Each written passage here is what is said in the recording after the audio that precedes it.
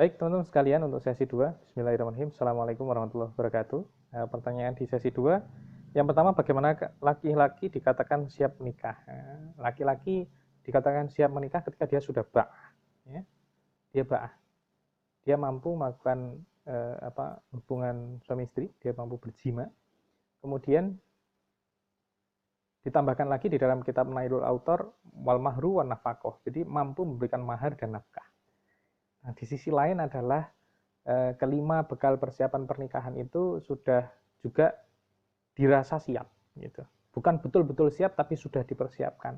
Selanjutnya adalah mampu mengemban amanah sebagai seorang suami, sebagai seorang calon ayah dan sebagai ayah. Nah, bagaimana tugas-tugasnya itu? Kita sekilas misalkan melihat ayah kita begitu. Apa yang dilakukan? Jadi bekerja itu untuk memastikan bahwa nafkah yang diberikan kepada keluarga itu halal gitu. Ya, di situ ya. Halalan. Kemudian hal-hal yang lain yang di luar rumah gitu ya. Jadi karena di rumah itu kan tugas sebagai umun warobatul bait, sebagai ibu dan pengatur rumah tangga itu adalah tugasnya istri begitu ya. Nah, kita juga sanggup atau siap untuk membantu gitu ya. Coba lihat bagaimana aktivitas seorang ibu di dalam rumah itu, Masya Allah banyaknya gitu ya. Mulai dari nyapu, cuci piring, masak, ngepel, dan lain sebagainya begitu ya. Kalau punya anak itu harus mengasuh, mendidik, membuat makanan yang berbeda dengan suaminya, dan itu berbeda kan. Sekian banyak tugas itu, nah sebagai seorang suami itu siap untuk membantu, ya, meringankan bebannya, meringankan amanahnya. Nah begitu, jadi sudah siap itu. Yang kedua, bagaimana form proposal nikah yang berbeda-beda. Nah, mungkin berbeda ya antara satu lembaga pranikah dengan lembaga pranikah yang lain, atau satu ustadz dengan ustadz yang lain. Tidak masalah selama kemudian pokok-pokoknya itu terpenuhi.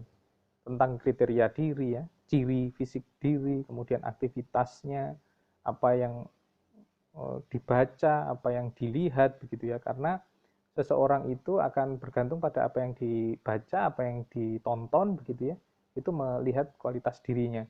Kemudian penghasilan yang kerja di mana begitu ya, dan sederet yang lainnya begitu. Termasuk kriteria yang diinginkan dari calon begitu. Jadi tidak masalah. Form yang berbeda tidak masalah. Itu teknis yang berbeda.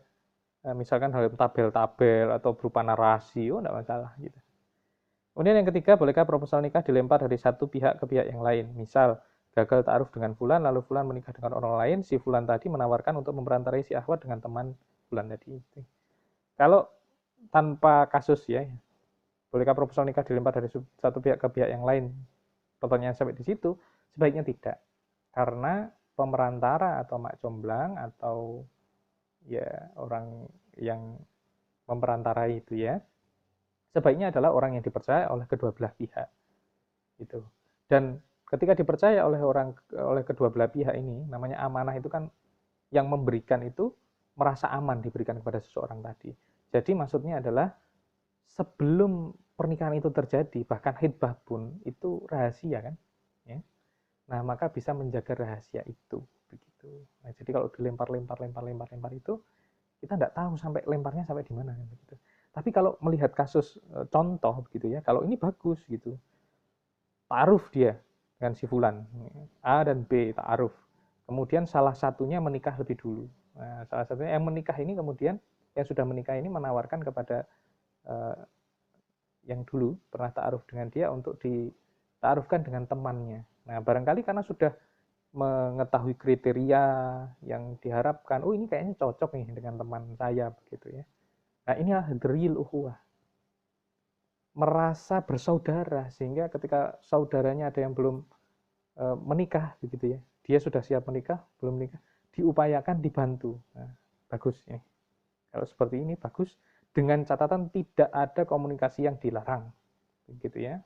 Kemudian tidak ada pertemuan yang dilarang, berkholwat dan lain sebagainya, itu begitu. Kemudian yang terakhir adalah izin bertanya Ustadz, saat kita telah menetapkan kriteria yang kita harapkan adalah sosok yang mampu menunjang dan saling membersamai dalam dakwah. Namun di sisi lain itu tidak sesuai dengan kriteria yang diinginkan orang tua. Lalu apa yang harus kita lakukan untuk bisa memahamkan orang tua? Begitu. Begini, orang tua itu dengan pemahaman sesuai dengan beliau dididik dulu.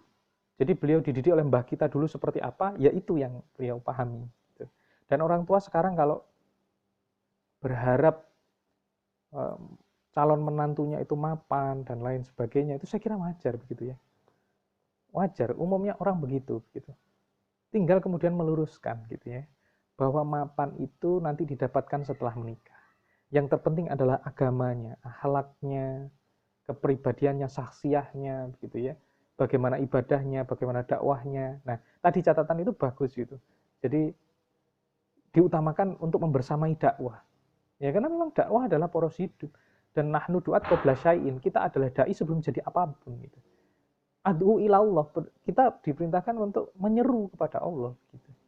Nah, sehingga kriteria yang prinsip itu saya kira harus terus dipertahankan, terus menjelaskan kepada orang tua dengan akhlak yang baik, dengan bahasa yang santun, bukan dengan bahasa yang menggurui. Nah, pasti akan tersinggung gitu. Apalagi kalau kemudian kita baru ngaji, baru hijrah, kemudian mengatakan, qala Rasulullah, gitu. Menurut Allah dalam surat ini, nah itu enggak tepat. Berikan bukti bahwa akhlak antum telah berubah ketika berhijrah barangkali, atau sudah ngaji, taat pada orang tua, memberikan penjelasan dengan ahsan, dengan baik, insya Allah ya ingat bahwa batu yang ditetesi air terus menerus saja bisa berlubang, apalagi ini hati. Apalagi hati manusia, itu orang tua kita. Orang tua kita adalah orang yang paling tahu tentang kita gitu ya, sejak kecil seperti apa. Bisa jadi harapan-harapannya itu harapan-harapan yang besar dan baik bagi kita. Nah, kita pertemukan itu. Harapan yang baik itu dengan harapan kita yang juga sama-sama baik. Insya Allah itu jawaban dari saya. Mohon maaf atas segala hilaf. Walafu minkum. Assalamualaikum warahmatullahi wabarakatuh.